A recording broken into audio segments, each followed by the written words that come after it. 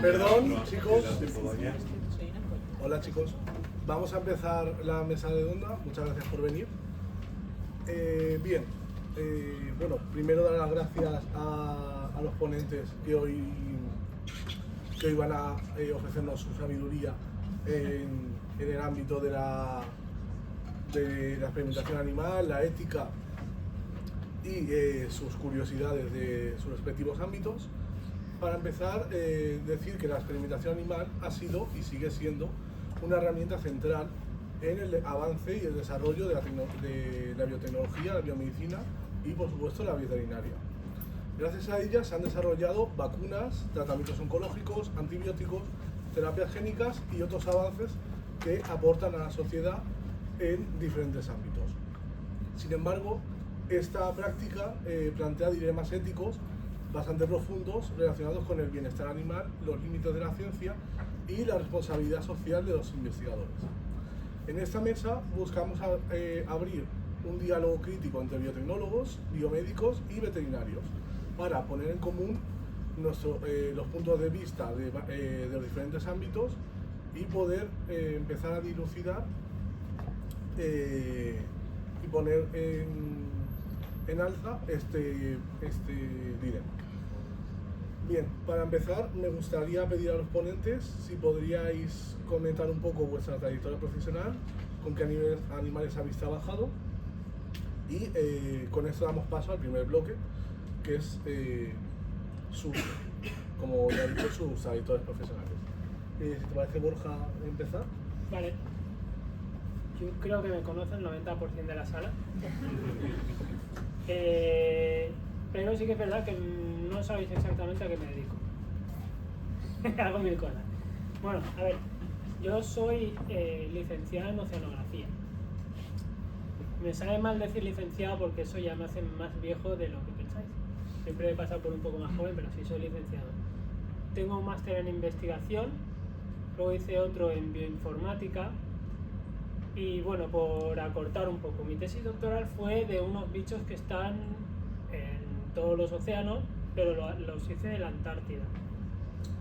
Entonces, en mi primer contacto con animales, bueno, no, en realidad en la carrera ya hubo profesores que me pidieron que trabajara en sus departamentos, entonces empecé a trabajar en ecosistemas marinos, luego trabajé en pesquerías, me quedé a trabajar en la universidad en un departamento de pesquerías y trabajé con pez espada, ¿vale? Hicimos ecología trófica de peces espada, pero principalmente me he dedicado a los milarios, que son corales, medusas.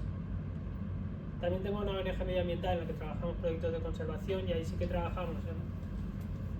Hemos tocado algo de cetáceos, pero principalmente trabajamos con signátidos, que son los caballitos de mar, peces pipa, unos animales un poco peculiares. Y ahora me dedico a la toxicología ambiental, con las implicaciones que tiene esto con los animales. Os lo dejo ahí porque sí, mato a algunos animalillos, pero creo que con respecto a los animales podría ser todo eso. Y ahora soy profesor de universidad. Bueno, ahora he trabajado en la Universidad de Murcia, en la Universidad de Valencia, en esta y que me acuerde en ninguna más. Así que por no quitar tiempo a los demás ponentes, mis animales son todos de agua. Vale, Edgar, si quieres continuar. Bueno, pues yo soy Edgar, soy biólogo, soy graduado en biología, hice un máster en biodiversidad y biología evolutiva y pedí un contrato para realizar la tesis doctoral ya por el 17-18 y me lo dieron y estuve realizando la tesis doctoral en la Universidad de Valencia y yo he trabajado siempre con bichos con plumas, siempre. O sea, siempre he trabajado con aves. Una de las cosas en las que centré mi investigación fue con el gorrión común. Mi tesis se centró en ver qué factores estaban afectando a la desaparición del gorrión común en la Comunidad Valenciana y como mi contrato estaba financiado por la GVA, pues lógicamente se ve que les gustó el proyecto y me lo financiaron. Entonces hice la tesis sobre este bicho Y durante la tesis y mi investigación también he trabajado con tortuga turca, he trabajado con urracas, con verdecillos, también he trabajado con la comunidad de aves en general y ahora estamos trabajando con las 3 especies de cotorras establecidas en Valencia. Con Borja, no digas que solo es de agua, tío. Bueno, con bichos de agua y números, porque al final números. yo veo números por todas partes. Sí. Y nada, en general, ¿en qué me he especializado? En realidad en ecología de vertebrados terrestres y en algunos modelos y tal de modelización de poblaciones, de comunidades y en polución, en contaminación, tanto por ruido como por plásticos como por microplásticos.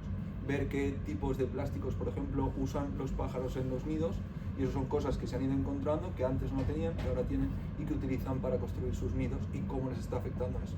Eso, el ruido de las fiestas populares, cómo afecta a la reproducción y un montón de cosas más que puedo contar si alguien luego tiene curiosidad.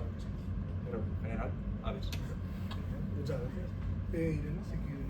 Hola, yo soy Irene, soy veterinaria, hice másteres primero en cirugía, luego pasé a rehabilitación, luego implementé también con osteopatía y mi tesis doctoral la hice en la Universidad de Valencia en el uso de termografía infrarroja, que es una técnica de diagnóstico por imagen todavía no estandarizada, para el diagnóstico de patofisiología en animales, es decir, cómo afecta el calor y el frío, o sea, cómo se ve a nivel corporal el calor y el frío según el tipo de patologías, con lo cual os suelo decir que mi área de estudio es el dolor.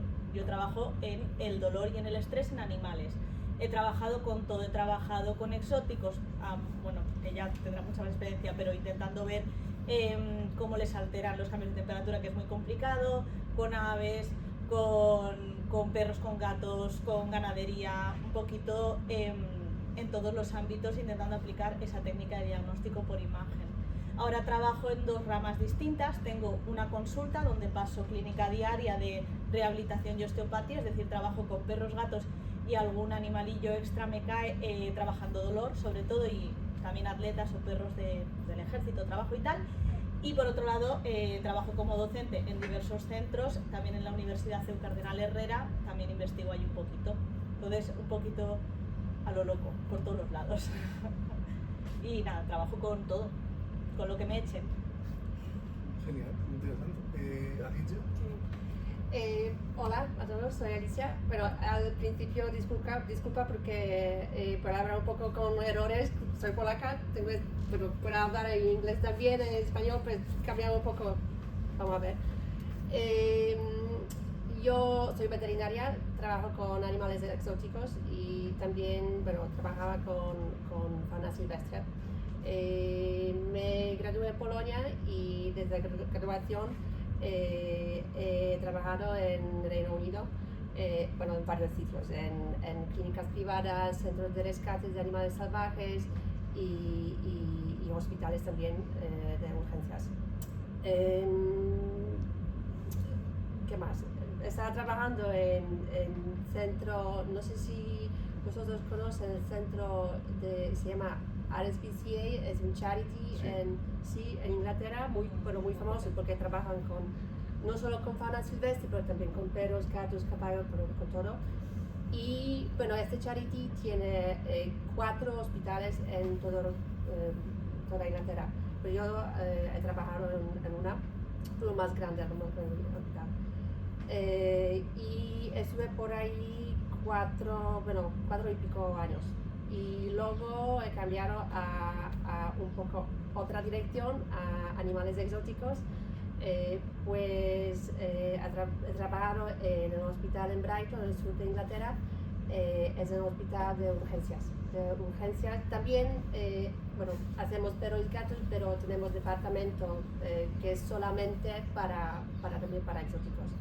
Y trabajaba con varias especies, bueno, un poco de todo, aves, reptiles, anfibios, mamíferos pequeños, peces,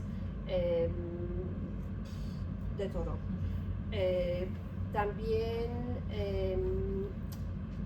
ayudaba a otros centros, por ejemplo a Sea Life en Brighton, que es el centro de animales marinos, y también he trabajado con otros centros para aves, pues un poco de todo.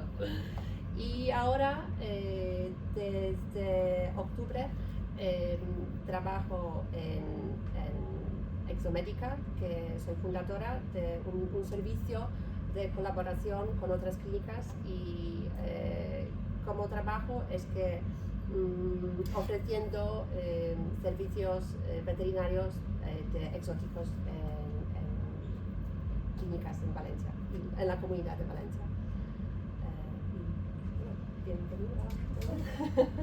Se me ha quedado bien la tangente. Sea Life trabajé, Sea Life London. A London, sí. Sí. Qué guay, sí. Yo Con solo, James pero yo solo en Wright, Brighton. James Wright y James Robson, que estaban allí, yo era el encargado de la parte de Medusa. Qué guay. Tenía 15 acuarios con Medusa. Sí.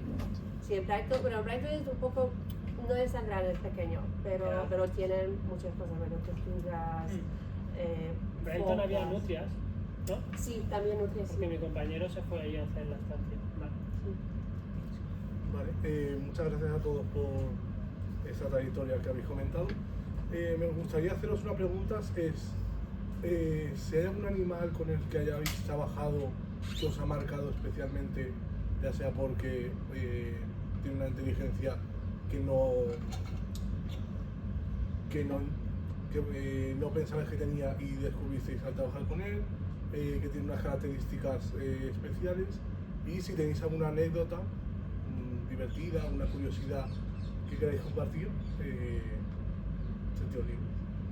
Si queréis, Alicia. Vale. Bueno, yo creo que todos los animales exóticos tienen sus curiosidades. Es que son tan originales con metabolismos diferentes, fisiologías diferentes. Y creo que cualquier animal, si es un ave o un reptil o un conejo, tiene sus procesos internales pero muy únicos. Para mí me encanta trabajar con reptiles porque tienen metabolismo muy lento, por eso los problemas no son tan agudas como pueden ser, por ejemplo, las lagunas de salud, como por ejemplo en aves. Por eso nosotros tenemos un poco más tiempo para investigar, hacer diagnósticas y trabajar directamente con el animal, que por ejemplo los aves son un poco más sensibles. Curiosidades, bueno, que lo he dicho, que algún animal tiene su curiosidad, por ejemplo, los geckos pueden, ¿cómo se llama?, soltan las colas, pero hacen como autotomía de la cola, pero luego se puede crecer una nueva cola y es como que el perro o gato no puede hacer eso, por ejemplo. ¿Qué más? Lo he dicho que reptiles, por ejemplo, por su metabolismo muy lento, también tienen aspectos diferentes con procesos respiratorios. Pues, por ejemplo, la anestesia con reptiles es muy difícil porque ellos no empiezan a respirar con la baja altitud de oxígeno.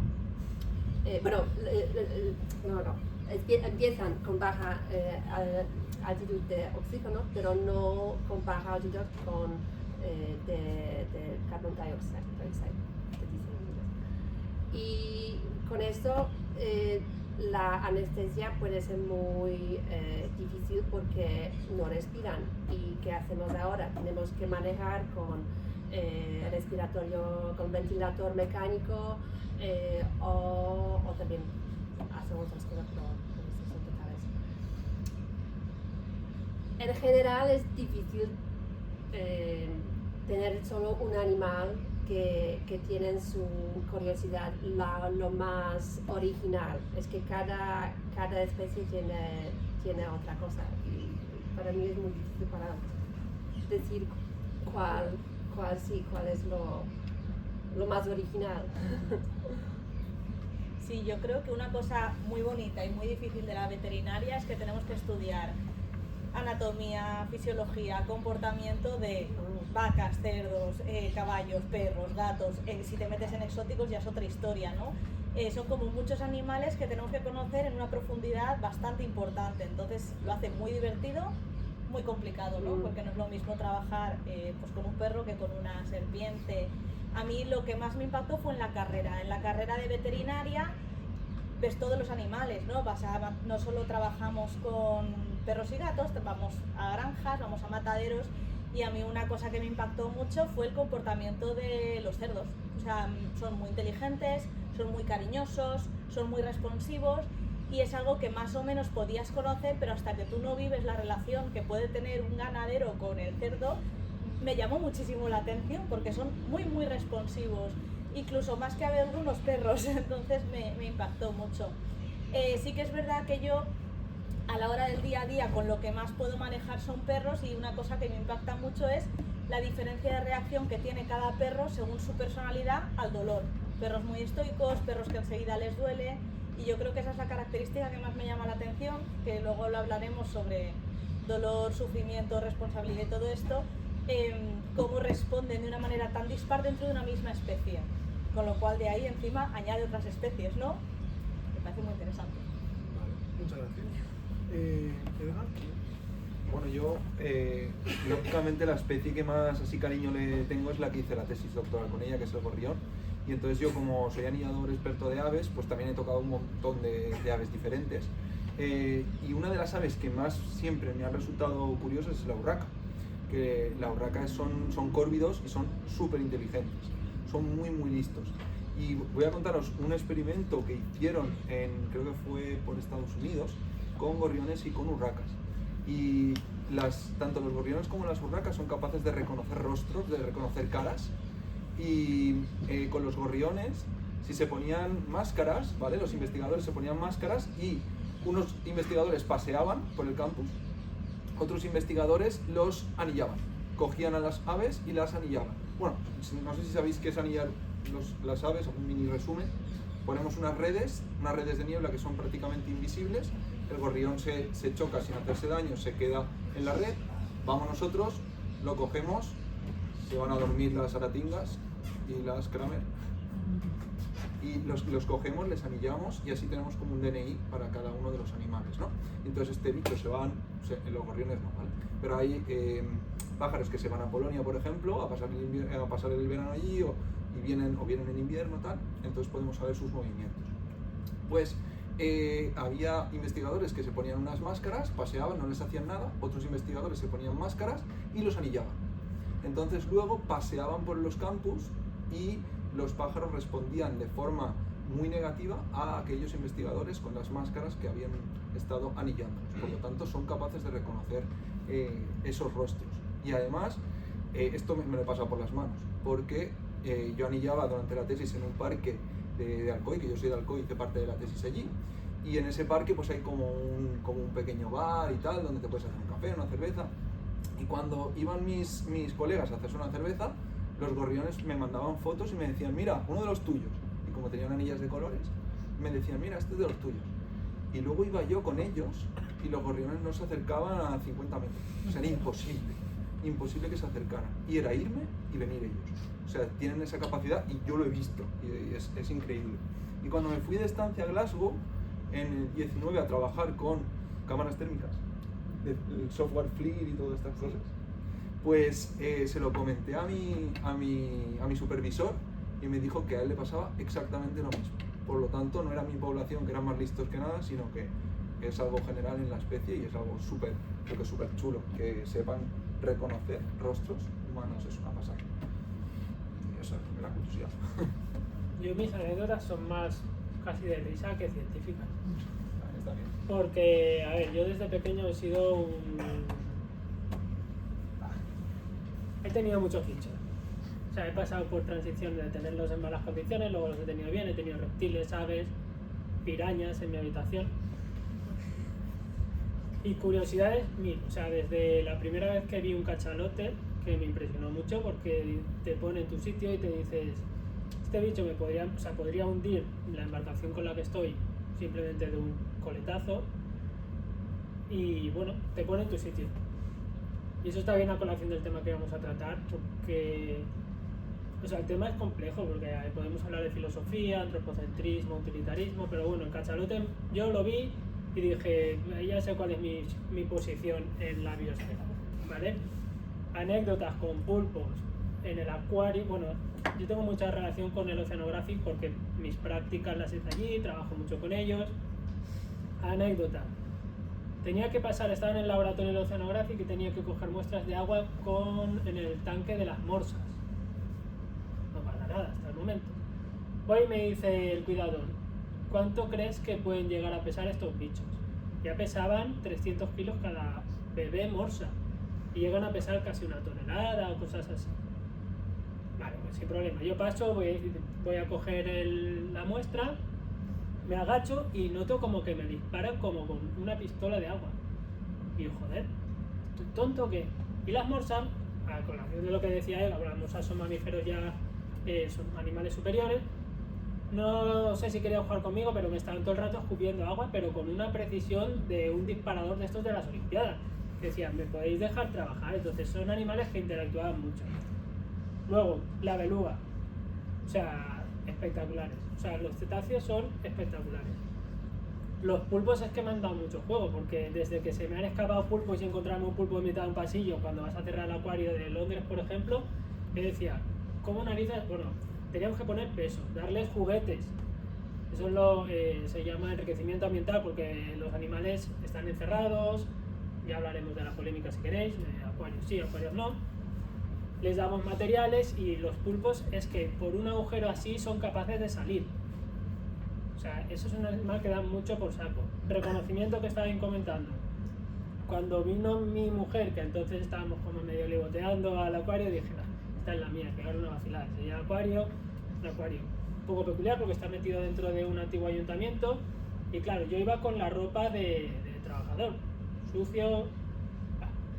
Y pasaba por los tanques y me dicen, ¿por qué narices te siguen los peces? O sea, yo iba pasando por los tanques, había gente, veían el azul y me seguían. ¿Por qué? Porque les daba de comer. O sea, al final los animales tampoco son tontos de dar y saben lo que si les das de comer o los maltratan.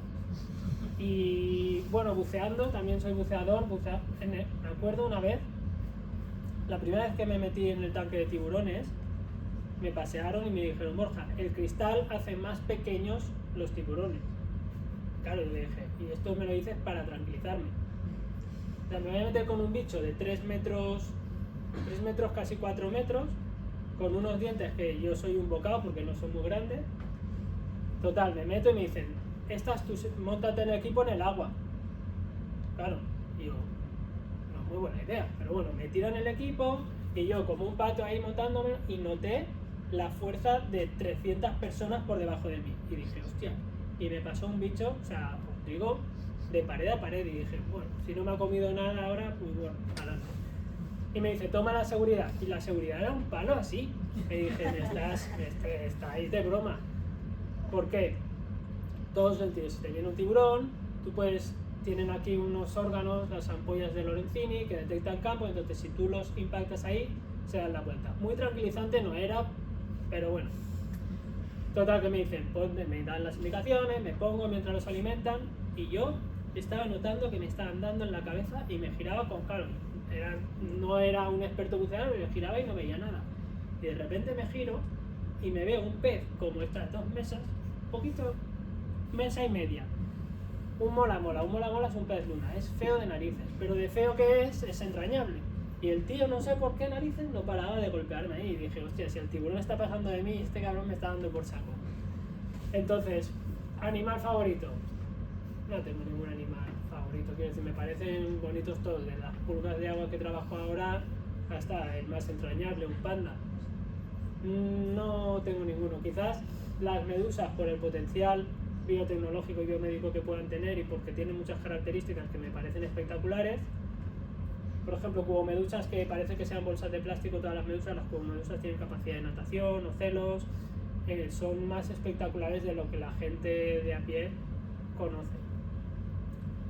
Entonces, mi relación con los animales es esa, desde maltratar a geckos en casa por desconocimiento, pido perdón después de pasar todo eso, a tener pirañas, por ejemplo, las pirañas tenían mucho miedo, yo les alimentaba con pollo, pata de pollo del Mercadona, y me tenía que ir de la habitación porque si no, no salían. ¿Y qué me pasó? Que cuando estaba trabajando en Sea Life hay un acuario con alrededor de 200 o 300 pirañas, y les tirábamos carpas muertas. Ahí también no son lo que aparece en las películas de se cae un hombre y salen los esqueletos. No, pirañas no funcionan así. Pero bueno, claro, es que he trabajado con muchos petroanimales y realmente bastante curioso. Destacar medusas y por el impacto los cetáceos. Y se quedan más historias.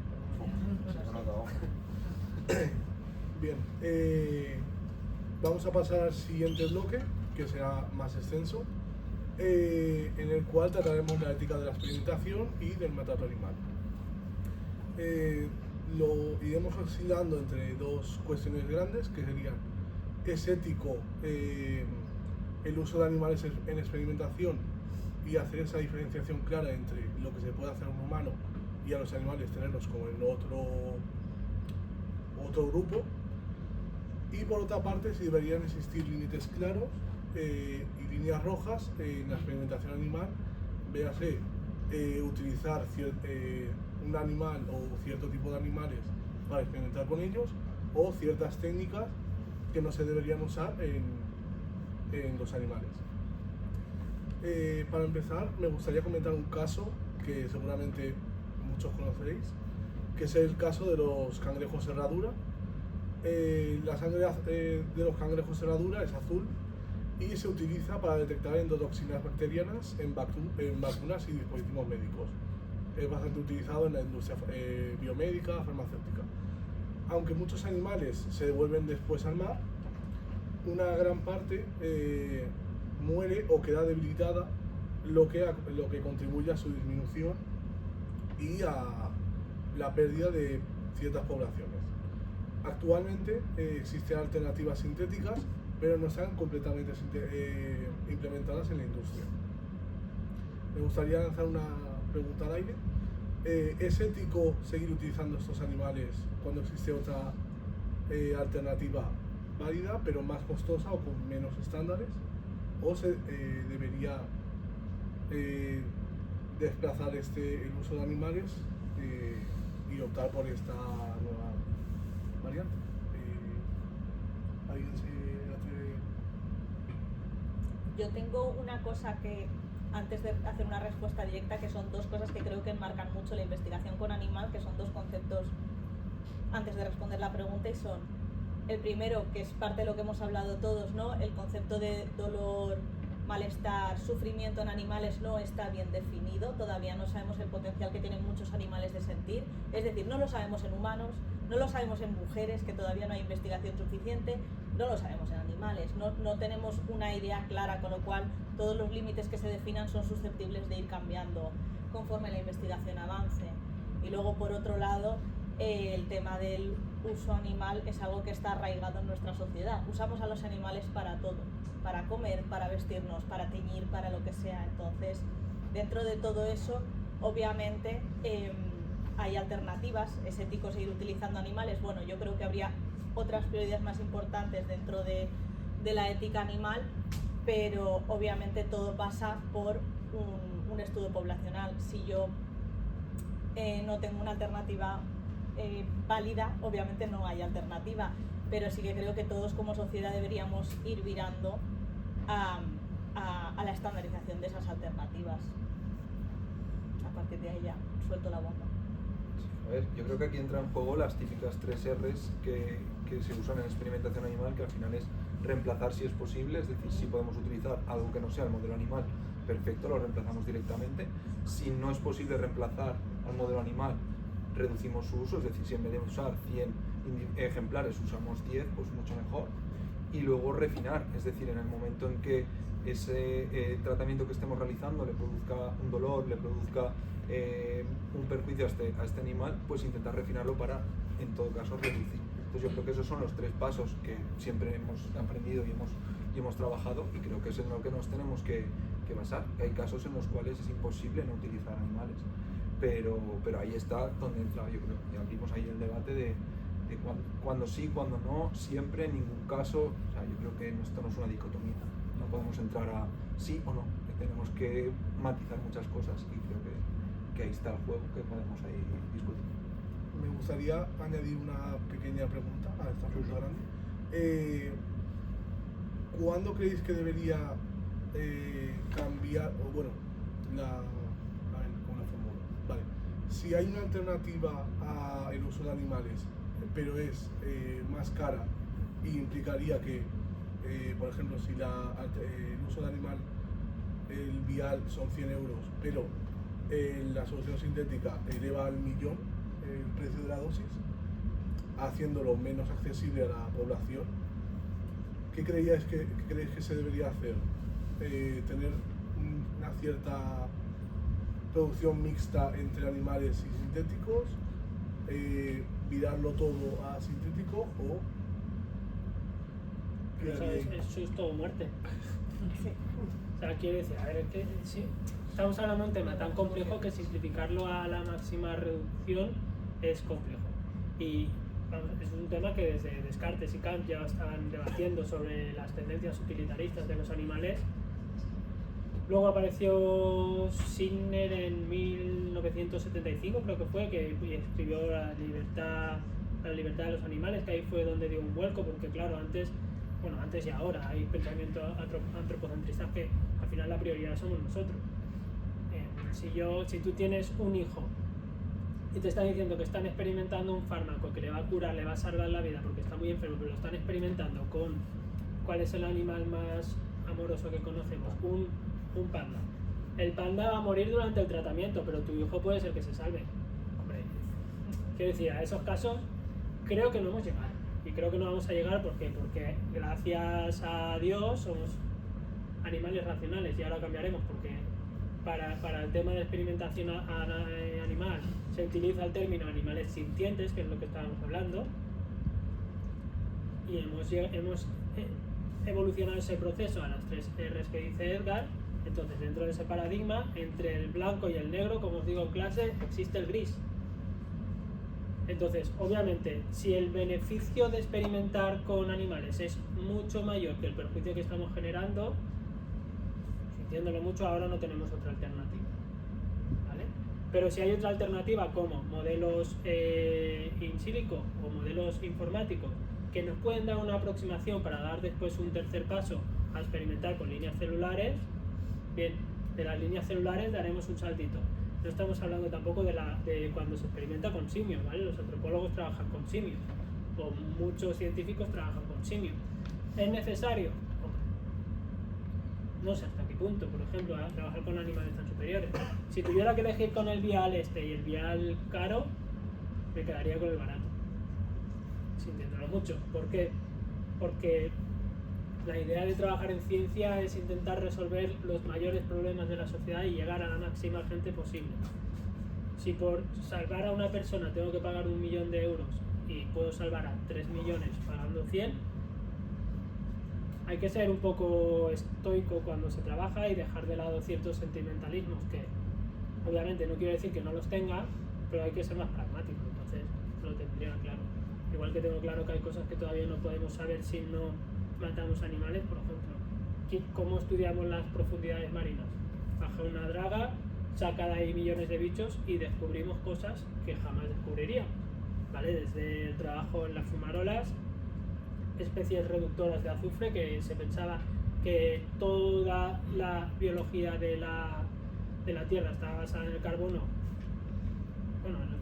en el oxígeno y utilizar ciertos metabolismos, y hay bacterias que viven en azufre o animales que dependen solo del azufre. Entonces todas esas cosas, si no matamos, si no diseccionamos, si no vemos en laboratorio lo que ocurre, estamos a años luz de conseguir la realidad, de entender cómo funciona el sistema, y ya no hablamos de la medicina. Entonces, ¿susto o muerte? Pues depende, igual, o truco o trato, o ping pong que decías, pues no sé, depende, habría que debatirlo profundamente y debatirlo en temas filosóficos realmente profundos.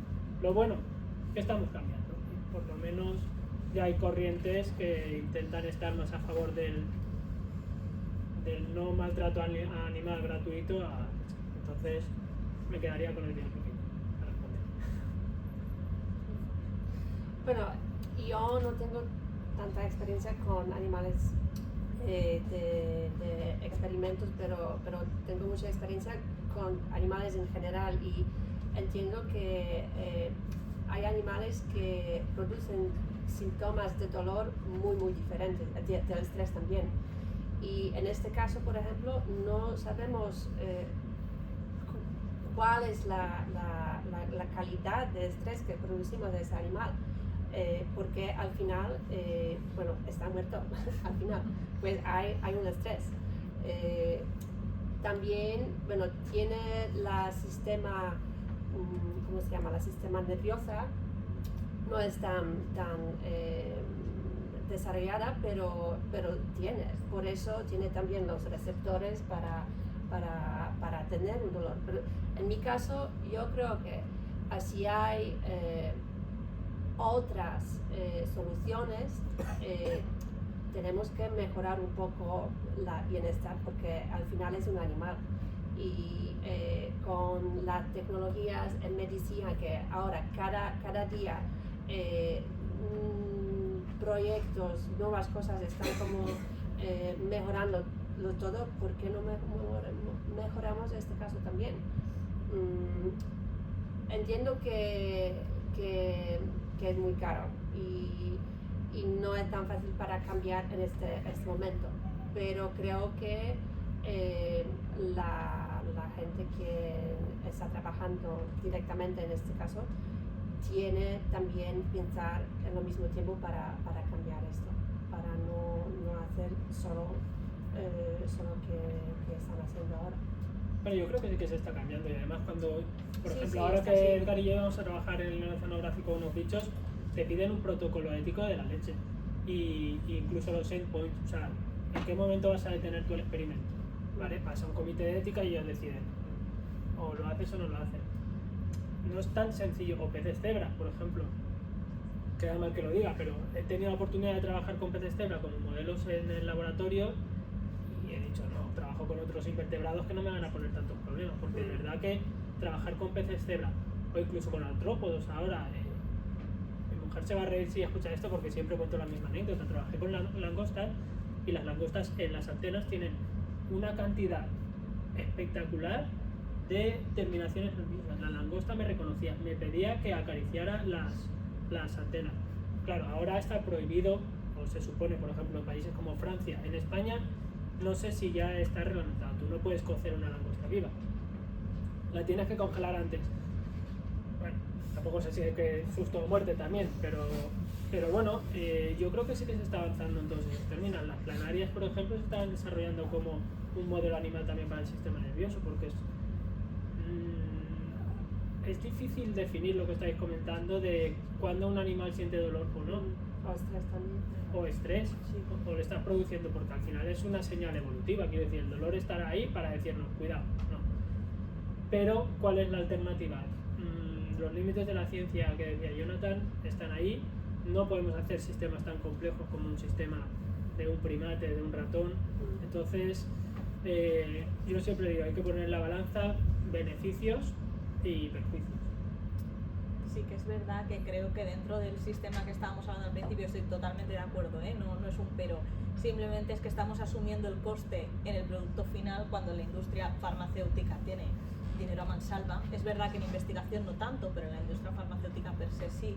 Entonces yo creo que si hablamos a nivel costo, en un mundo ético ideal, obviamente los que deberían asumir ese costo, ese ingreso extra, decir, oye, tengo este producto que es mucho más costoso pero no implica sufrimiento animal, o este que es menos costoso pero implica sufrimiento animal. La industria como producto comercial va a tirar al menos costoso. Lo suyo sería tirar que los que tienen esa bolsa de dinero tirasen al que costase más pero produjese menos sufrimiento. Y obviamente cuando no es esa opción, yo es que al final opino lo mismo. Si necesitamos usarlos, necesitamos usarlos. Creo que la ética poblacional va hacia otro lado, no hacia la investigación. Es poco uso poblacional para mucho beneficio. Sí, bueno, pero al final ellos son los magnates que deciden. Ahí, o sea, quiero decir, eso para mí no es ética animal en ciencia. No, pues Ética digo que no animal tiene en nada que ciencia, ver yo con hablo de experimentación básica, luego ya los que se aprovechen de lo que salga de ahí, pues ¿qué quieres que te diga? Obviamente, por ejemplo, a mí me critican mucho porque los ensayos de toxicidad, al final, cuando tú vas al REACH a introducir una sustancia, tú vas y miras los ensayos de toxicidad que se han hecho. El REACH es la base de datos donde están todas las sustancias químicas en Europa, ¿vale? Entonces ahí tú vas y ves todo lo que hay. Y hay experimentación en conejos, cobayas, monos, y dices, joder, o sea, ¿sabes lo que han hecho? Produce irritación en los ojos, incluso ceguera. Y dices, ¿a quién le habrán hecho que es quedarse ciego? Claro. Pero claro, es un tema de seguridad. ¿Que hay que llegar ahí? No. Porque yo creo que las líneas celulares hoy en día nos dan mucha información de lo que puede llegar a pasar. ¿Que hay que hacer una prueba intermedia para decir, bueno, vamos a probar? Sabemos que no, pero damos el salto. Entonces, creo que está todo extremadamente regulado y que la mayoría de científicos, no magnates empresarios, saben lo que se tiene que hacer. Sobre todo hay una cosa que abogar, las 3 R's de Edgar, yo creo que podríamos ponerla del sentido común, que no es una R, pero todo el mundo tiene sentido común para decir, esto no lo voy a hacer. ¿Qué pasa? El 76% de los premios Nobel, o sea, de los estudios que se han realizado y han dado un premio Nobel, se han fundamentado en experimentación animal. ¿Vas a negar un Nobel por no matar un conejito? No sé yo. Entonces, el ser humano es muy egocéntrico y somos muy antropocentristas, aunque la mayoría creamos que no. Entonces, tengo sentimientos encontrados en cómo iría la deriva. Que todos sabemos lo que hay que hacer, sí. Pero si depende de una publicación o que te den una plaza por hacer un experimento... No, la vamos a hacer, por supuesto que sí. Al final Bueno, tienes que no lo sé, yo qué sé, igual hay algún Gandhi que no, pero yo no metería la mano por ninguno de vosotros. A raíz de esto que estáis comentando me surge una pregunta. Habéis hablado de que hay animales superiores y por lo tanto inferiores, que podríamos diferenciarlos como los primates más evolucionados o... Bueno, si queréis No, una hablar de evolución. esto. Es que Evolucionados es distinta. estamos todos igual porque estamos aquí. Pero Entonces, es- a partir de ahí, los patrones de complejidad ya son otros. Exacto, es como que Pero el evolucionados sistema estamos nervioso todos... hemos llegado hasta aquí, todos llevamos la misma historia evolutiva. Vale. Bueno, pues animales más complejos que podríamos comparar un primate con un ratón. Eso sí. Hay en la mayoría de estudios se prefiere utilizar, por ejemplo, 3 cobayas o bueno, se equipararían el uso de 3 cobayas con el uso de 10 ratones por el tema, no estoy yo muy seguro si es por tamaño, por complejidad. Si podéis iluminar un poco en esto, lo agradecería. Y si os parece bien hacer esta distinción entre animales que por número uno valga 2 o 3 de un inferior.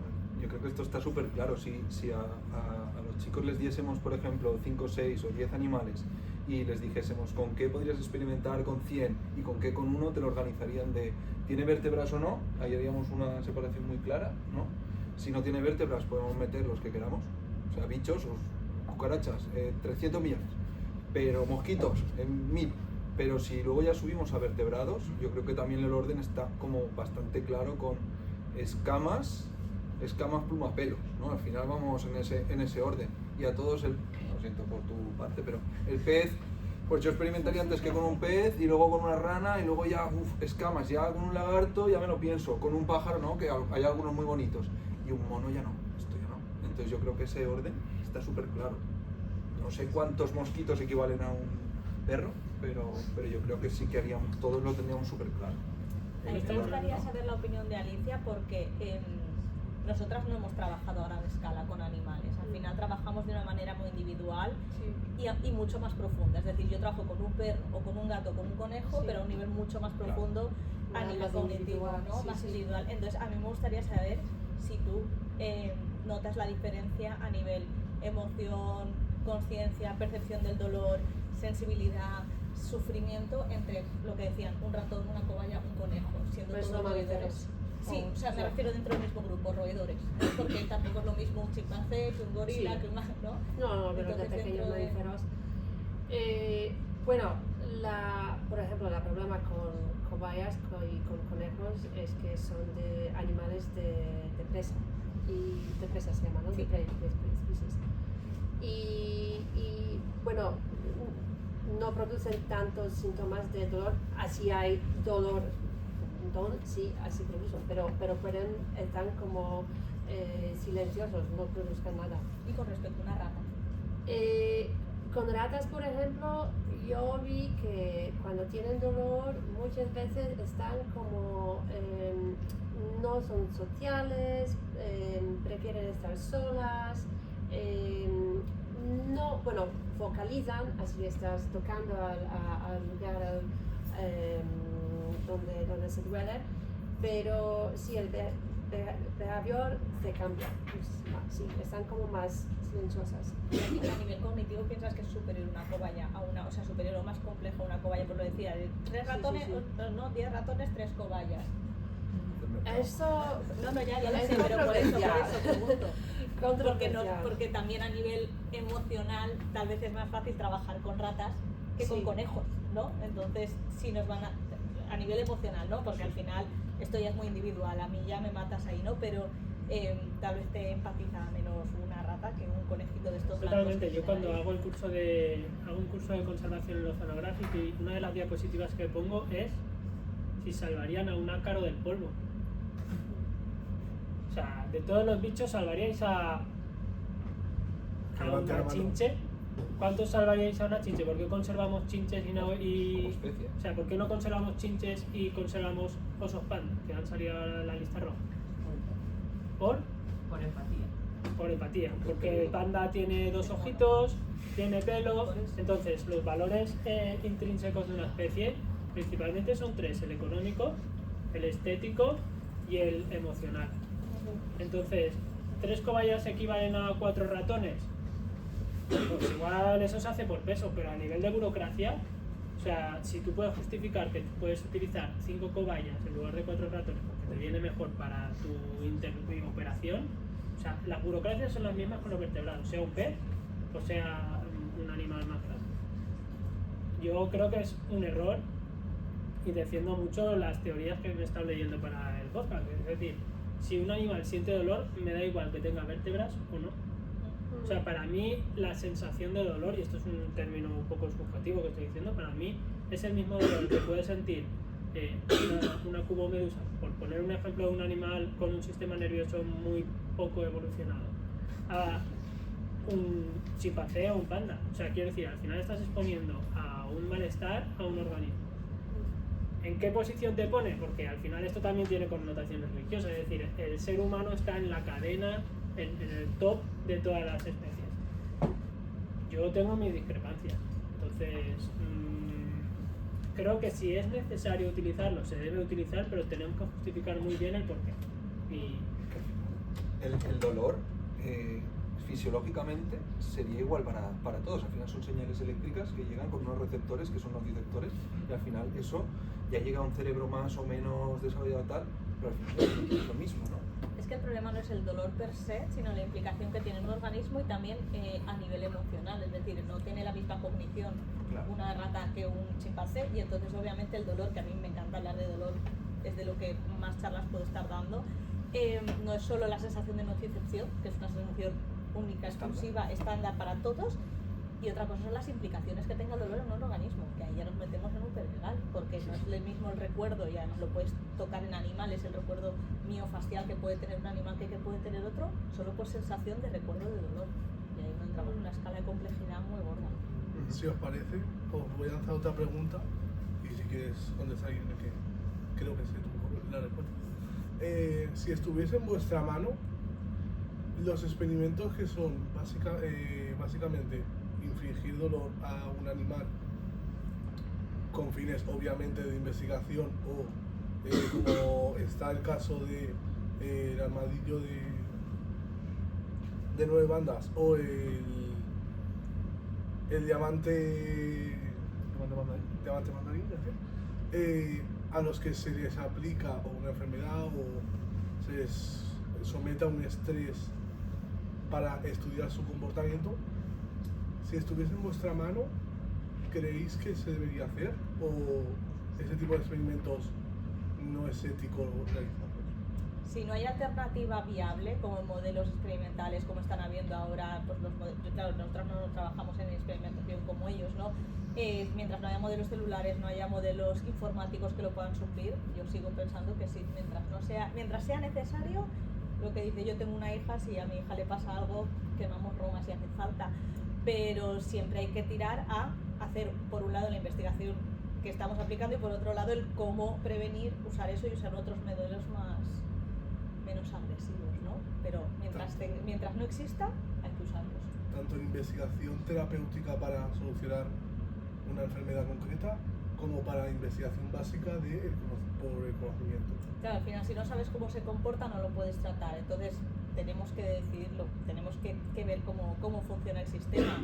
Es verdad que, por ejemplo, ahora a nivel neurología sí que hay muchos modelos informáticos que están sustituyendo el uso animal y el uso humano, y también es verdad que tengo compañeros que trabajan en experimentación médica que se pasan y saltan la línea de primates y pasan directamente a investigación humana porque hay tanta gente con dolor dispuesta a probar, ¿no? Que se puede proponer alternativas, pero mientras no haya alternativas, por supuesto, es lo que hay, hasta que haya otra opción. Y si, por ejemplo, en vez de estar hablando de utilizar la experimentación animal para nuestro caso, las personas, o mejorar o curar enfermedades, y si hablamos para ellos, es decir, para mejorar la conservación de una especie, por ejemplo, aunque cojamos, yo pienso que si tenemos, por ejemplo, ¿no?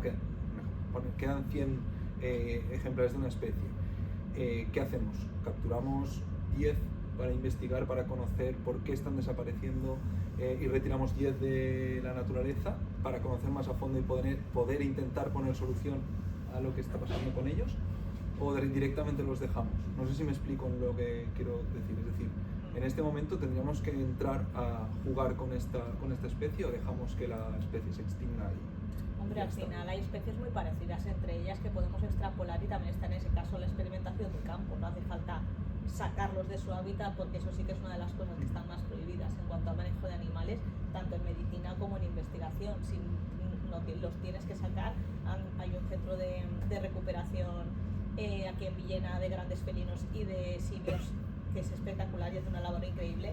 En cuanto sacas a un simio de su hábitat, no puedes reintroducirlo. Entonces, para mí eso sí que sería una línea. ¿Con simios? No, con animales. Con Es animales decir, en general. si un animal, si hay una población muy pequeña que esté en riesgo, también ahí habría que hacer el estudio estadístico de hasta qué punto puedo permitirme sacar, ¿no? Pero bueno, si tú extraes población que luego sabes que no vas a poder reintroducir, hay otras alternativas como los estudios ¿Y si de es para campo. reproducir en cautividad? Ahí tienes que tener muy clara la reproductividad del animal, porque hay animales que no se reproducen bien en cautividad. Claro, por eso, entonces... Se podría, los dejamos allí y vemos si sabemos que la población va para abajo.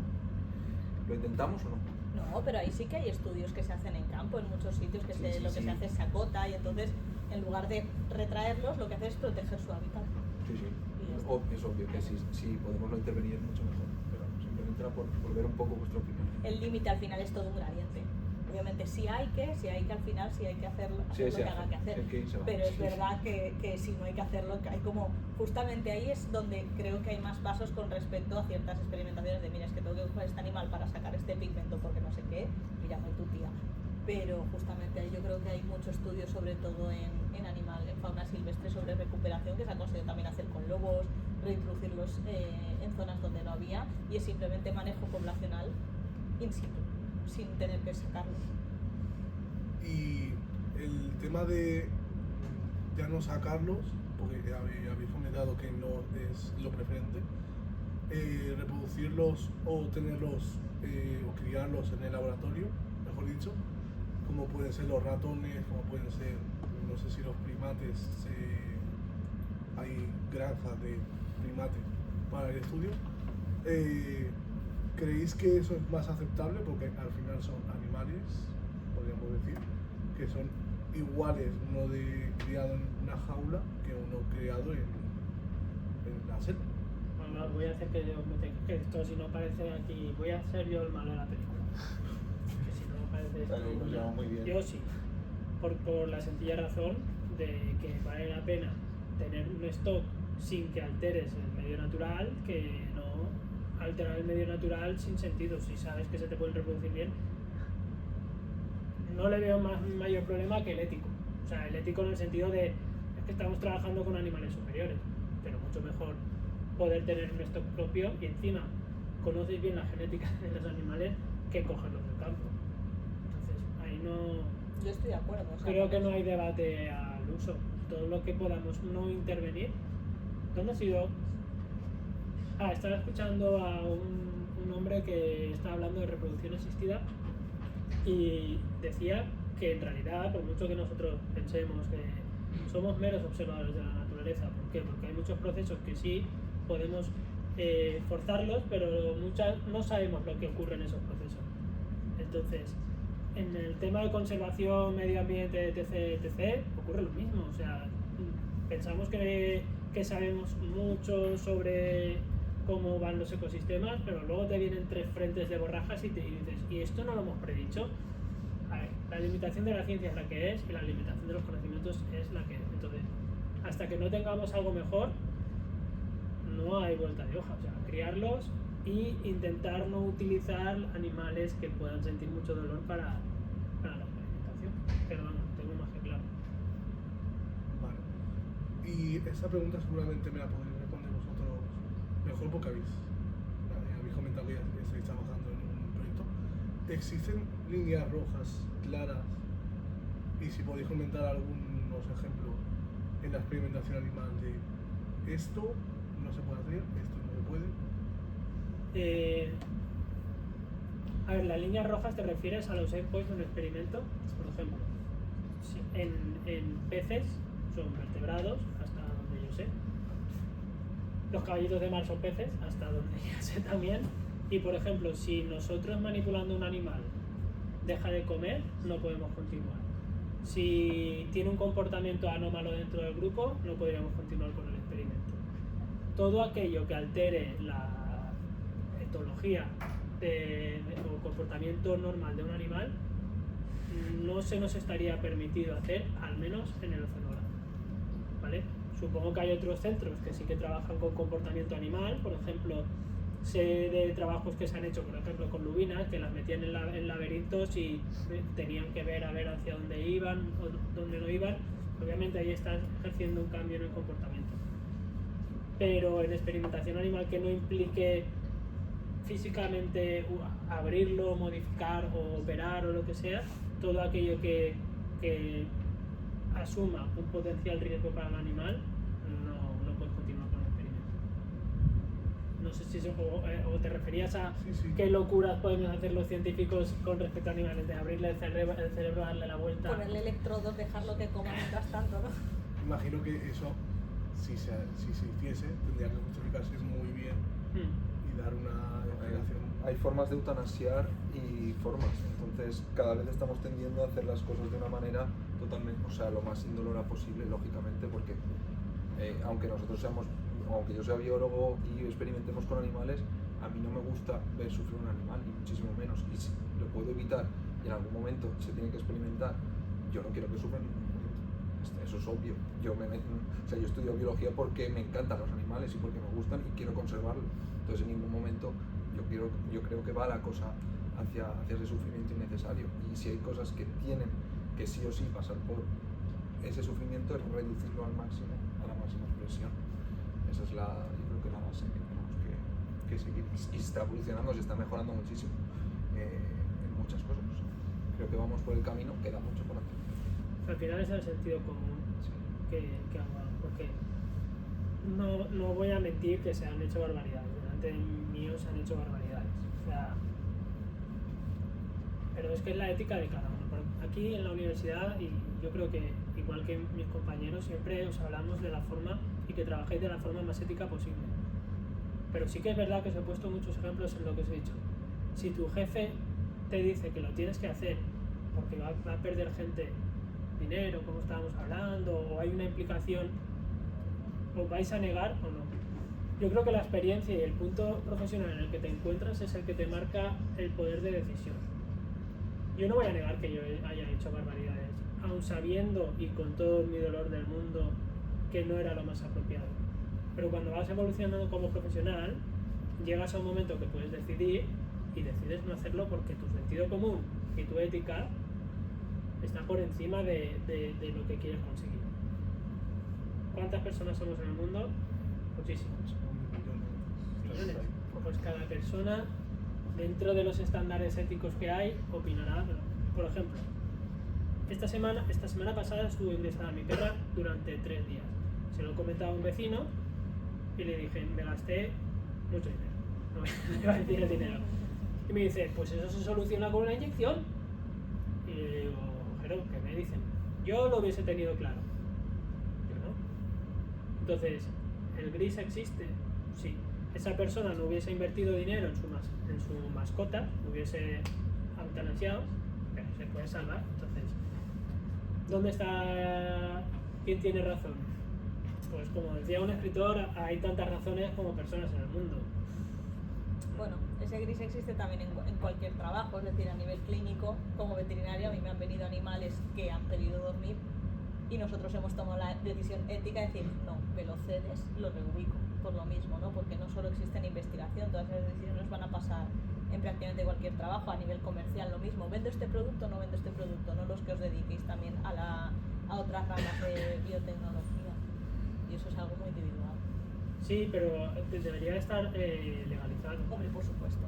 Y que, bueno, creo que ahora ha salido una normativa, ¿no?, para la eutanasia en los últimos años. Echa la ley, echa la trampa, pero sí. Sí, en general sí, ahora cada vez los animales se les está dando el lugar que les corresponde y se les considera seres sentientes y tú solo puedes realizar una eutanasia humanitaria cuando realmente es humanitaria. Cuando salió esa misma ley de bienestar animal tuve bastantes personas que vinieron a pedirme una eutanasia antes de que se cumpliese la ley o se aplicase la ley porque eran perros que necesitaban trámites de legislación, por ser PPPs, por rollos de estos, y ahí es donde tú te tienes que marcar y supongo que habrá gente que lo hiciese y gente que no. Sí. No lo sé, o sea, quiero decir, es que al final estamos decidiendo dentro de la legalidad y de cómo se trabaja, lo tenemos todo claro. Que se hagan las cosas bien, pues al 100% estoy seguro de que no. Pero nosotros y vosotros lo vamos a hacer todo perfecto. Por vuestra parte, las líneas rojas que hemos comentado, ¿creéis que se debería implementar alguna más? ¿O por ahora, teóricamente, se hace todo lo éticamente posible? Hasta donde yo sé, sí. Por ejemplo, yo cuando tengo que investigar con la universidad, que al final son animales vertebrados con una cognición elevada porque trabajamos eso con perros, con gatos, con vacas, con caballos, las líneas rojas son súper exigentes. Es decir, ahora mismo he planteado un proyecto donde se trata a unos animales con una cosa y a otros con otra y me han dicho que no, que se tratan igual o unos no van a recibir un bienestar mayor que otros, ¿no? Entonces el comité de ética me aprieta un poquito ahí. Mientras no superemos los niveles razonables de malestar dentro de las posibilidades que tengamos, yo creo que se está tendiendo a una práctica bastante adecuada dentro de las posibilidades que tenemos. Yo tengo una pregunta. ¿Vosotros tenéis veterinarios también trabajando con vosotros? En el Oceanographic sí. El Sí. comité de ética son veterinarios. Vale, pero ellos dicen cuando, por ejemplo, este animal tiene que ser certificando sí o no. Bueno, en nuestro caso es que no llegamos a simplemente son muchas mediciones o comportamientos, no llegamos a intervenir No, fisiológicamente. bienestar, No, pero aún así me lo exigen incluso para, que esto sí que lo sacrifico, larvas, no son larvas, son éfiras de medusas, ¿vale? Me exigen que explique qué voy a hacer con ellas y si la razón está justificada. Entonces, claro, en un ensayo de toxicidad en la que voy a exponer a esos organismos al 100% de una concentración, porque lo tengo que hacer, probablemente muera, ¿vale? Pero en este caso, al no ser vertebrados, el comité de ética no considera. Sí que me exigen que utilice el mínimo posible de organismos, ¿vale? Entonces yo solo puedo utilizar el mínimo de organismos posibles que cualquier norma de toxicidad me está todo muy controlado, mucho más que hace 10 años atrás. Pero en toxicología, por ejemplo, los modelos animal se quedan escasos, ¿vale? Trabajamos mucho con invertebrados por la problemática que tenemos, por las burocracias que pueden exigir los vertebrados, pero, jolín, yo a veces estoy ahí viendo los bichos y digo, ¿sufre menos una lombriz que un ratón? Pues, no lo sé, no lo sé. Pero sí, o sea, todos los comités de éticas que hemos pasado con los veterinarios del Oceanography, por ejemplo, ellos son los que nos dicen sí o sí. En principio, como no hay intervención muy invasiva en los animales, por ahora solo que vaya fallo porque doy estadística, me pidieron la potencia estadística, ¿vale? Y no la usé, pero bueno, lo conseguimos y ya está. Entonces todo está controlado y en las universidades también. Los que estamos hablando del centro de investigaciones básicas con comités de ética. Yo no sé qué hace, no voy a decir nombres de empresas, pero Sí, una empresa X, no pasa sí, nada. o sea, no sé qué hace cualquier empresa en su departamento de I+D para experimentar si puedo sacar este cosmético o no. Intentar utilizar cosméticos que no hayan sido experimentados con animales, porque eso es una de las cosas que creo que no hace falta hoy en día, ¿vale? Porque cuando llegas a experimentar con animales ya sabes lo que estás poniendo. Entonces es como, bueno, es que es necesario. Para mí no es necesario. Entonces, si podemos utilizar productos que no hayan sido que no sean peligrosos y que necesariamente no requieren una experimentación con animal, pues mucho mejor para todos.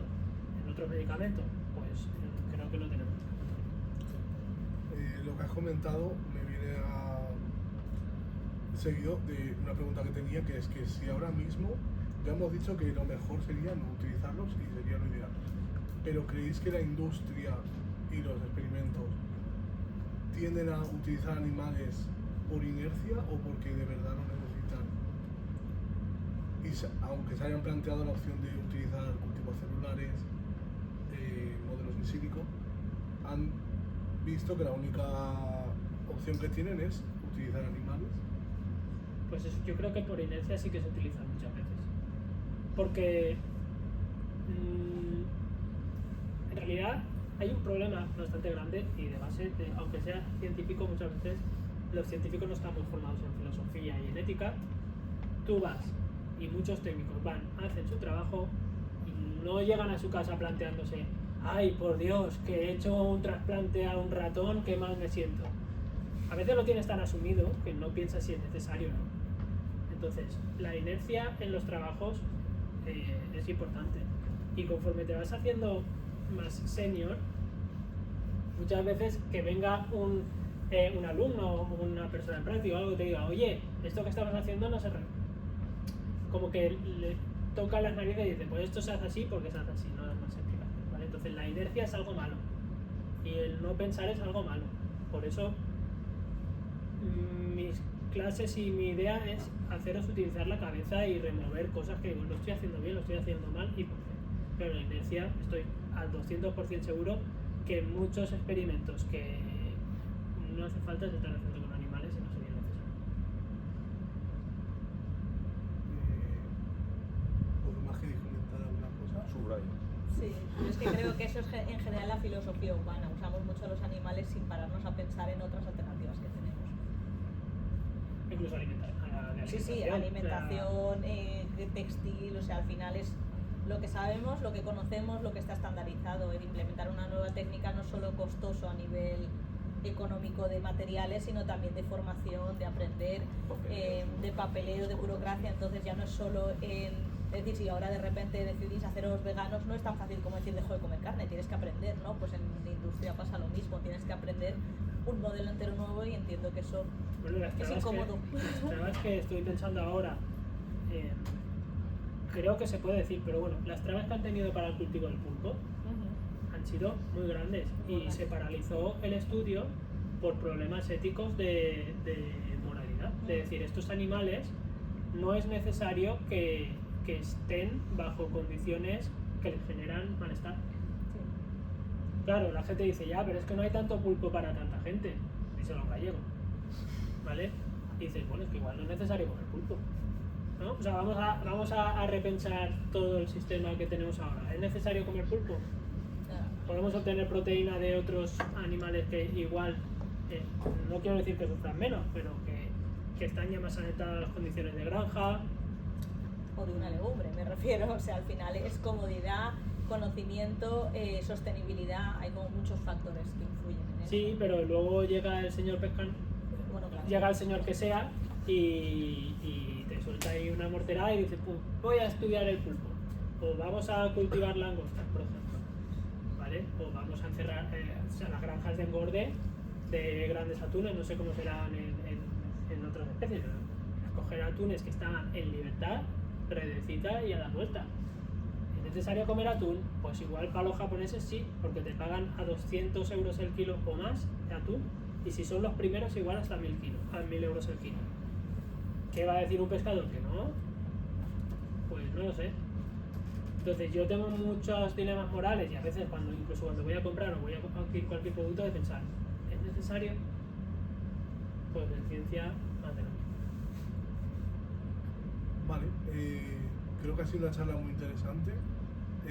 Si alguien tiene alguna pregunta. Sí, tengo varias preguntas apuntadas aquí para no olvidar nada. La primera cosa es que hoy mencionasteis muchas veces sobre comités de ética, pero ¿quiénes son las personas que forman parte de estos comités de ética? ¿Quién decide qué es ético, qué no ético?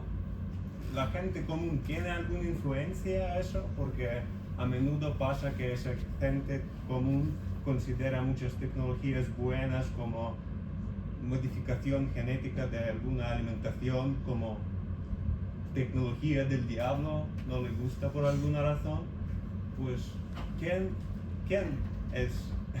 ¿quiénes son en estos comités éticos? Jurado popular.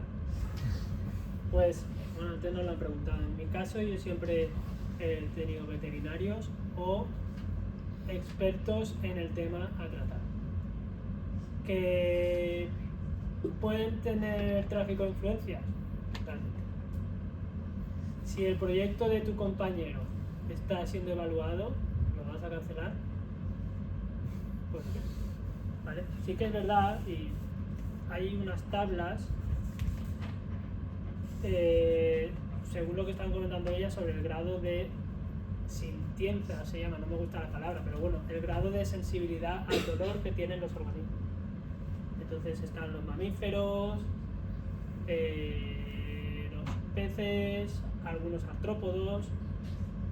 Entonces ellos tienen unos protocolos que aplicar. Pero, bueno, no sé vosotras si habéis participado en algún comité de ética, yo nunca he participado en un comité de ética. No, yo he sido evaluada por varios comités de ética y han sido especialistas en el área. Es decir, ahora que estoy con veterinaria en veterinaria, cuando hacía la tesis eran médicos y a veces me tocaba explicarles un poquito, porque aunque yo hacía la tesis en la Facultad de Medicina, trabajaba con animales y tenía que hacer, pero en general han sido especialistas en el área a tratar. Pero, por ejemplo, en Sea Life también son veterinarios.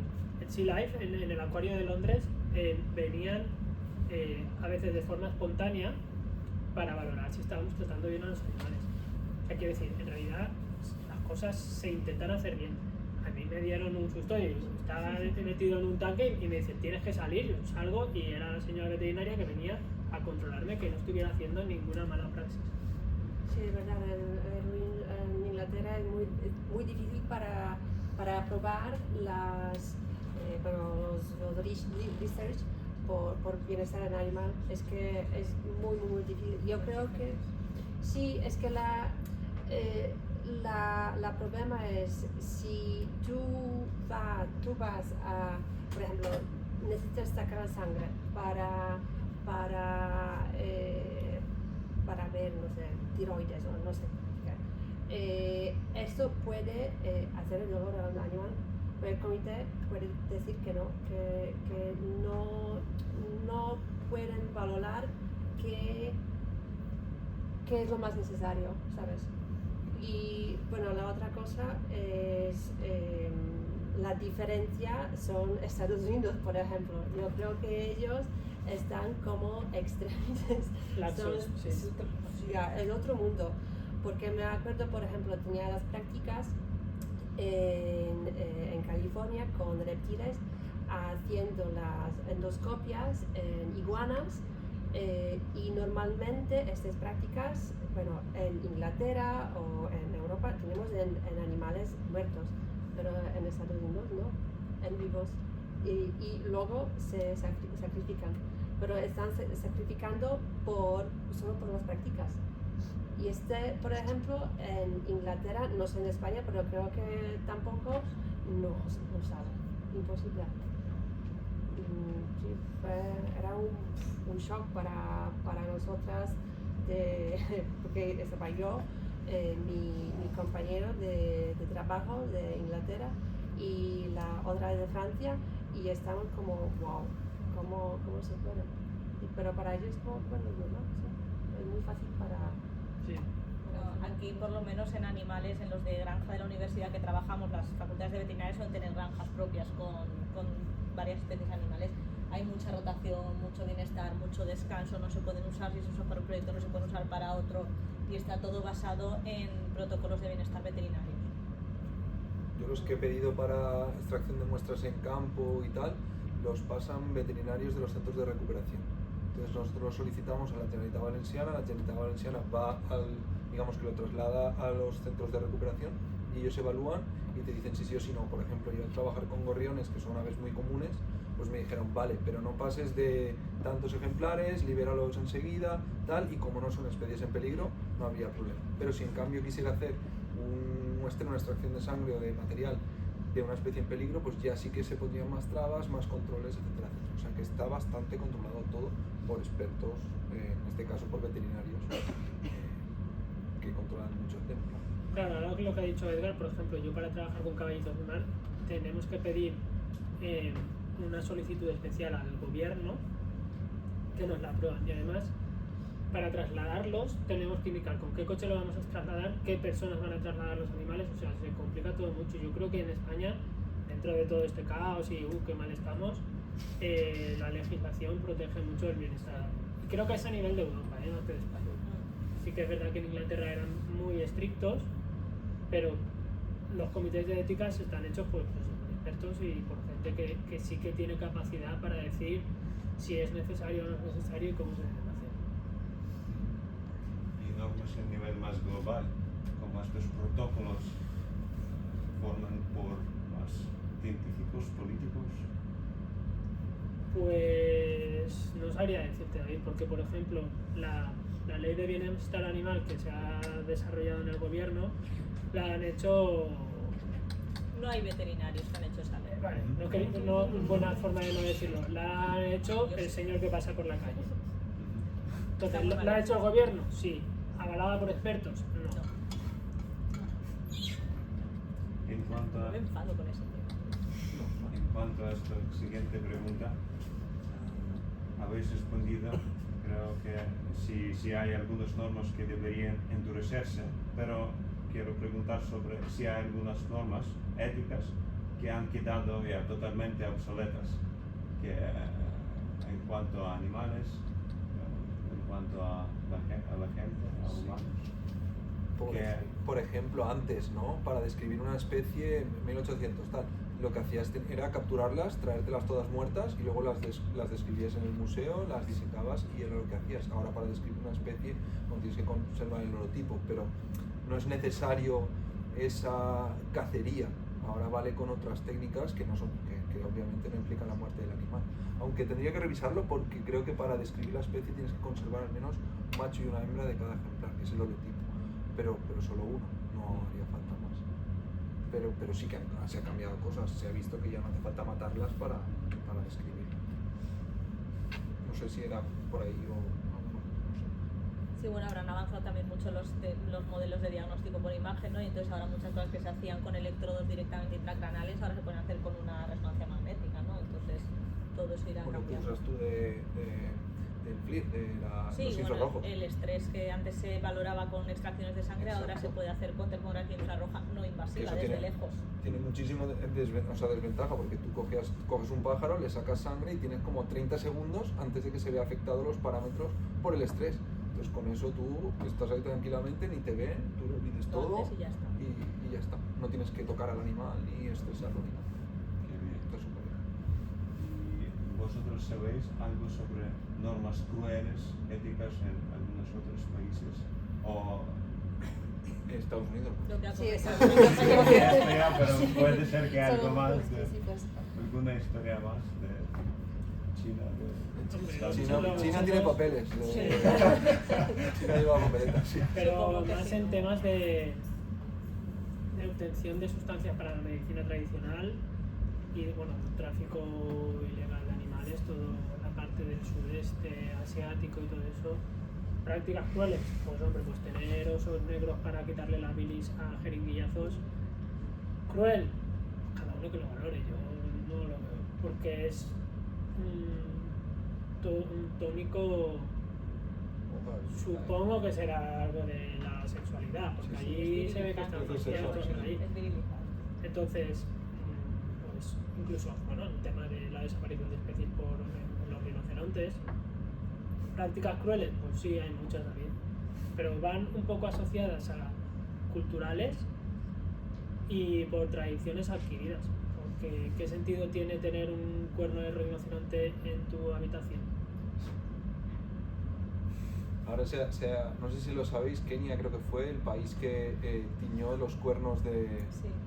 no sé si era de rino o de elefante. Del ¿no? rinoceronte Del para rino. que no se cogiese. Entonces los pintaban de rosa, a ellos, a los animales, les daba igual llevarlo rosa que no, porque no les afectaba para nada, y los furtivos ya no usaban, porque quien quiere tener un cuerno de rinoceronte rosa en su habitación, pues eso. Entonces se han encontrado formas de ir dándole la vuelta para evitar estos problemas, ¿no? Pero puedes buscarlo, lo salen los cuernos rosas, está guay, está chulo. Yo creo que prácticas crueles en ciencia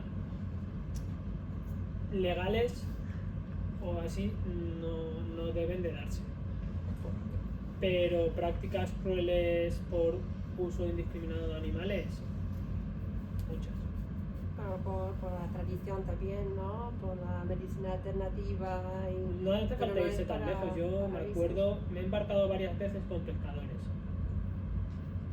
Y si tienes, a ver, no les dices nada porque al final es su trabajo, su cultura, no te metes. Pero coger un tiburón por la cola y estamparlo contra la borda para matarlo, me dejaba malas sensaciones. Y no uno ni dos, y me dijeron, vale chaval, dale. Y pues lo tuve que hacer. Y nos falta mucho, sobre todo en esos campos quizás que están más en contacto con los animales. Hombre, en ganadería española se sigue haciendo el cribado de pollitos, ¿no? Y entonces Sí. se separan machos y hembras y los machos se trituran y vivo. Y eso lo tenemos aquí. Entonces sigue habiendo muchos sitios donde podemos Sí, meter mano. claro, tema de aletas de tiburón. O sea, el fini, quitarle la aleta a un animal y tirarlo vivo al fondo. Yo creo que la práctica más bien viene por la explotación y el mal uso de los animales en ciencia. En ciencia está todo muy regulado y tampoco creo que ni en los países asiáticos en ciencia no he escuchado ningún caso, no que sea yo aquí el oráculo, pero no he escuchado ningún caso de que se hayan sobrepasado, que lo habrán, pues seguramente, pero después tú no puedes justificar tus artículos. Y desde hace 5 años hasta ahora se ponen hiper exigentes con los protocolos, pero hiper exigentes. Es decir, dónde está la numeración, cuántos ejemplares pediste 200, has puesto 250, te has pasado, fuera, te lo rechazan, o sea, que tienes que cumplirlo todo al pie de la letra. Lo que solicitas, cumplirlo, porque si no, tu artículo, no, aunque diga que has descubierto la cura del cáncer, no se puede publicar. Entonces eso es una cosa que se está haciendo bien, se está haciendo bien. Sí, yo creo que el problema está en la industria, ¿no? Sí. No en ciencia. Sí, gracias por responder. Vale, pues si no hay ninguna pregunta más, me gustaría que pasásemos al último bloque, que es la despedida y los alegatos. Me gustaría pediros que hicieseis una pequeña frase, 2 frases de despedida, y si podéis responder a la pregunta ¿qué habéis aprendido en esta mesa de onda? Si no habéis aprendido nada, no pasa nada, es lícito también. Si quieres, Alicia, comenzar. Bueno, al principio, es que porque no tengo tanta experiencia con animales de experimento. Ahora es que he leído un poco más sobre las regales y cómo lo funciona. Porque al principio es que has dicho que nosotras, veterinarios, nosotros trabajamos con animal individual y bueno, en general. Pero por ejemplo, yo trabajo no con el grupo de animales, pero solo con un animal o un dog.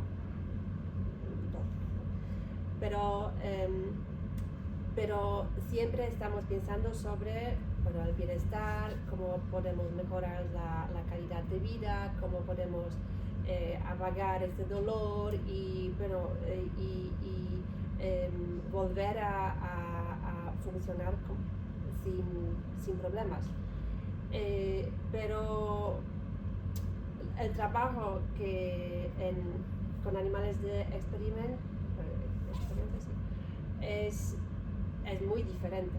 Es muy diferente por pensar qué es lo mejor para tener los resultados buenos, pero también para un poco mejorar la vida del animal. Es muy difícil para estar en este punto, en mi caso, por ejemplo, a decir cuál forma de trabajo para mí se sienta mejor a investigación, a buscar las indicaciones, tratamientos, otra cosa, pero en el mismo lugar creo que para mí la calidad del animal es un poco más importante en este caso. Y también cuando tenemos otras opciones alternativas, tenemos que usar estas. Es que yo entiendo que pueden estar caros y no tan utilizados por el precio, pero todo se cambia y todo tiene que estar un poco mejorando, en mi caso. Pero al final son trabajos diferentes y tampoco puedo hablar sobre todo de animales de experimento porque es que no sabe de todo, pero tampoco creo que vosotros sabéis del estrés que nosotras tenemos cuando trabajamos con el animal y sí, es difícil, son los temas muy distintos pero difíciles, sí. Bueno, yo lo primero quería dar las gracias porque ha sido muy interesante. Es un tema que creo que se me ha visto el primero, me apasiona mucho, me gustan mucho los animales en general, me encanta el bienestar animal y creo que es algo que tenemos que aplicar en el día a día. Me ha gustado mucho compartir mesa con personas que trabajan pues, a un nivel, claro, yo aunque trabaje con experimentación no es el mismo nivel poblacional ni el mismo ni el mismo tipo de paciente, entonces es muy interesante también ver que más o menos estamos en líneas similares o me tranquiliza verles que están hablando de una ética animal que avanza hacia adelante, entonces quería dar las gracias por todo lo que habéis aportado, la verdad es que es muy interesante. Pues nada, agradeceros también a vosotros que hayáis estado aquí escuchándonos un buen rato y a todos los que hemos compartido la mesa, ha sido un verdadero placer, la verdad. Y nada, como frase final yo creo que haber compartido con dos veterinarias esa visión más individual de trabajar con un ejemplar y tenerlo durante un tiempo y tratarlo y evitar el sufrimiento y tal, cuando yo lo que trabajo son con comunidades de aves, hay 20 de esta especie, 10 de esta tal, y yo lo trabajo como más número o población, de desaparece o no desaparece, la población baja, se va a extinguir, no se extingue, al final estás como en números, en población, en que no se extingan tal, cuando piensas que todos esos 125 animales, cada uno, ¿no?, es individual y tiene sus cosas, ¿no?, que eso es con lo que trabajáis vosotras y al final su personalidad y su tal es muy chulo, ¿no?, y nunca está de más el volver a cuando estudiabas y a recordar esa individualidad de los animales que está genial y creo que es muy interesante. Bueno, yo como siempre pido, sentido común, porque vosotros sois el futuro y bueno, al final lo que digamos aquí o no sé cuántos os habéis dormido, no sé cuántos no, pero lo que os pido es que penséis, y siempre os lo diré en clase, y que penséis, cada acción vuestra vale muchísimo. O sea, aunque penséis que no estáis haciendo nada, solo con que cambiéis vuestro entorno un poquitillo, porque aquí al final parecemos todos la Greta Thunberg esta, y no. O sea, la vida va de lo que tenemos alrededor. Entonces, con sentido común, creo que podemos llegar muy lejos. ¿Qué he aprendido aquí? Pues lo que decía Edgar, un poco a tener en cuenta también la parte individual de los animales, porque nosotros pensamos un poquito más allá. Y me voy sintiéndome un pelín más culpable porque yo en el laboratorio sí que hago algunas cabechinas. Pero bueno, todo sea porque luego salgan productos al mercado que no os hagan daño, o al menos que hagan poco daño, más que a vosotros al medio ambiente. Entonces, nada, os pido sentido común. Igual que en estadística tenéis que pensar, cuando hagáis un experimento, por favor, pensad cada uno de los pasos. ¿Es necesario? ¿Tengo alguna alternativa? Y con eso es con lo que me quedo. Y gracias por venir. Genial. Pues muchas gracias a todos. Y si os estáis viendo en YouTube, suscribiros. Y bueno, muchas gracias a todos.